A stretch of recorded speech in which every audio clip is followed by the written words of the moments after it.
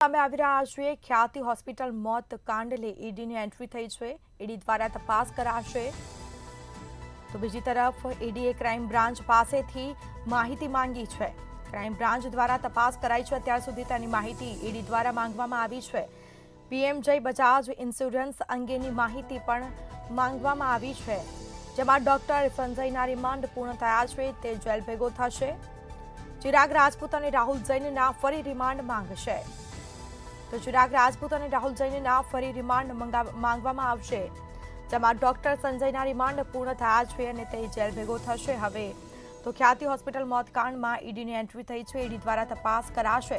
ઈડીએ crime branch પાસેથી માહિતી માંગી છે। અત્યાર સુધી ક્રાઇમ બ્રાન્ચ દ્વારા જે તપાસ થઈ છે તેની માહિતી માંગવામાં આવી છે। પીએમ જય બજાજ ઇન્સ્યોરન્સ અંગેની માહિતી મંગાવવામાં આવી છે।